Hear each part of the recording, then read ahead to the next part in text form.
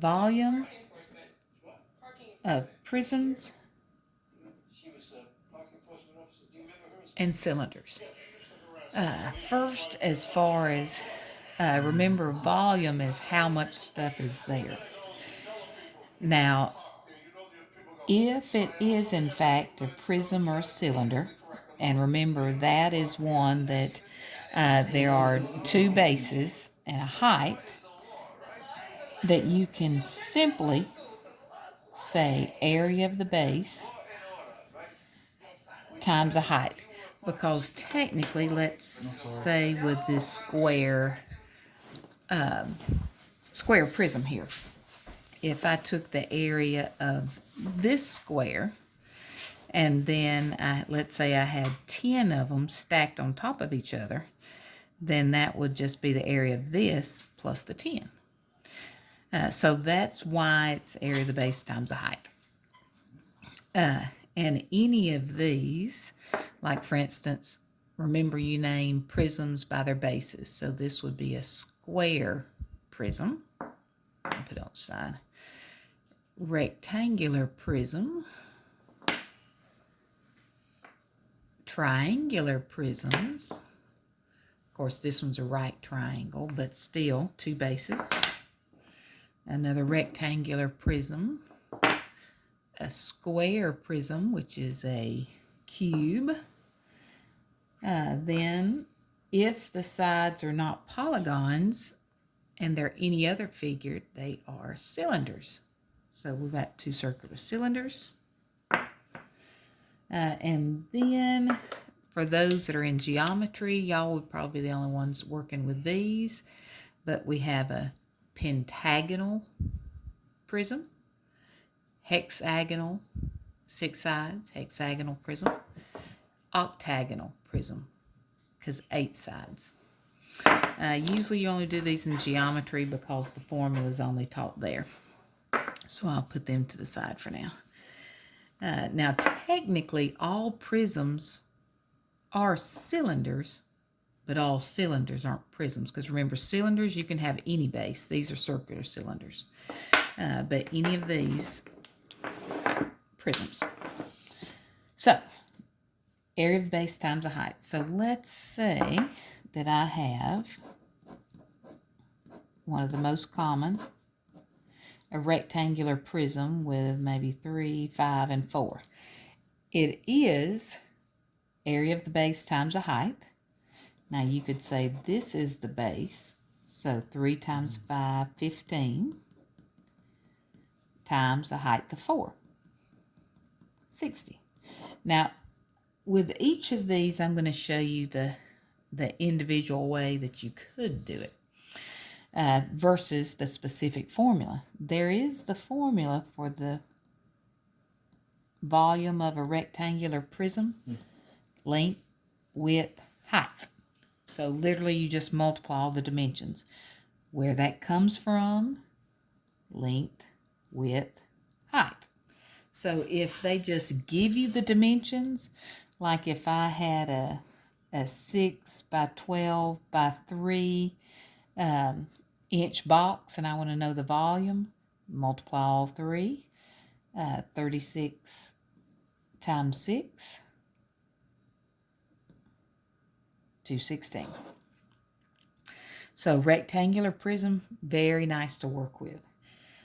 Square prisms, same. The only difference is 2 of your dimensions are the same. We'll make that 13, so at least it's kind of to scale.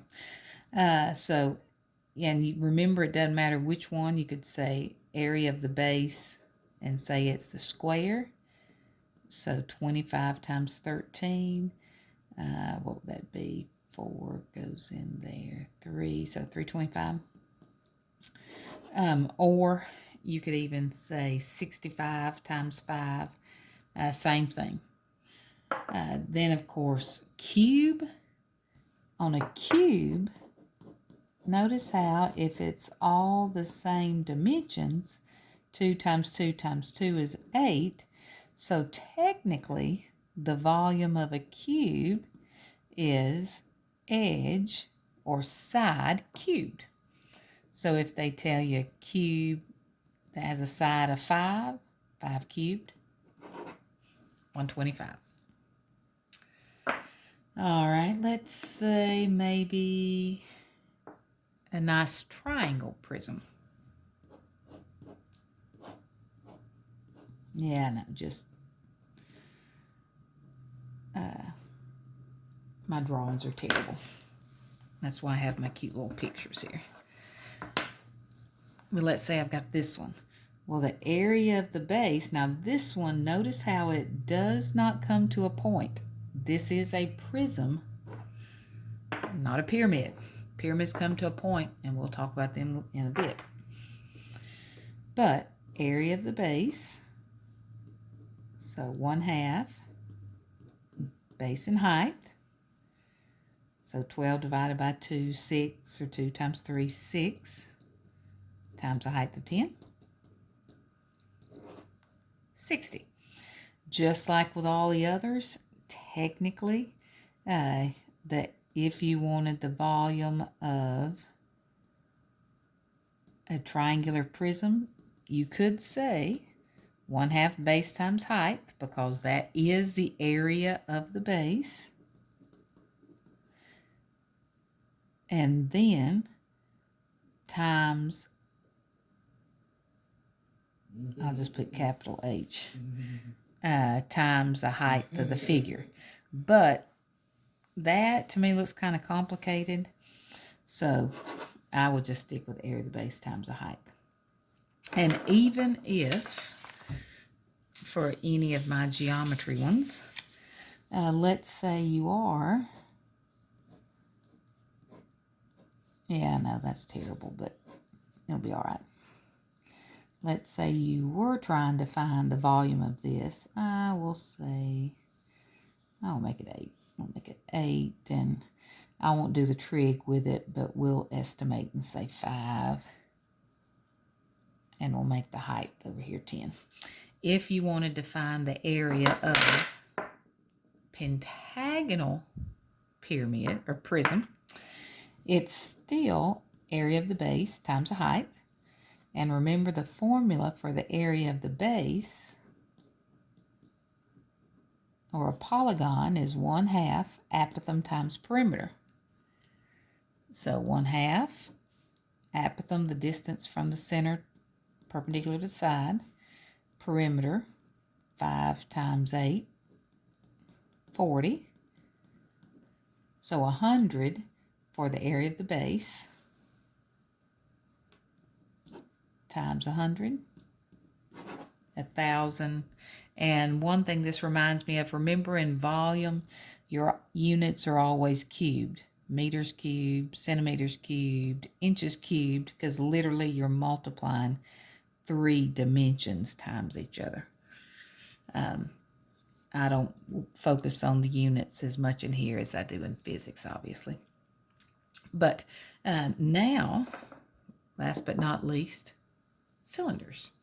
If you want to find the volume of cylinders, notice how the base is still the same. Area of the base times the height, but notice how the base is just a circle, pi r squared. So technically, the volume of a cylinder is pi r squared h, or you can just revert back to your standby, area of the base times the height. So let's say if I said a circle, 5 and 6. So area of the base, pi r squared, or 25 pi, times 6, 150 pi. I let my students leave it in terms of pi because that is the exact answer. You can multiply by 3.14, but like I said, I typically prefer pi. And you could even have a cylinder kind of, it's called an oblique cylinder or a slanted cylinder, and you would just go with the height out here, the true height. So like if I said find the volume of this, area of the base, so pi r squared, 9 pi, times the height of 7, 63 pi. I hope this was of help to you. The next one will deal with pyramids and prisms. Pyramids and cones and spheres. Have a great day.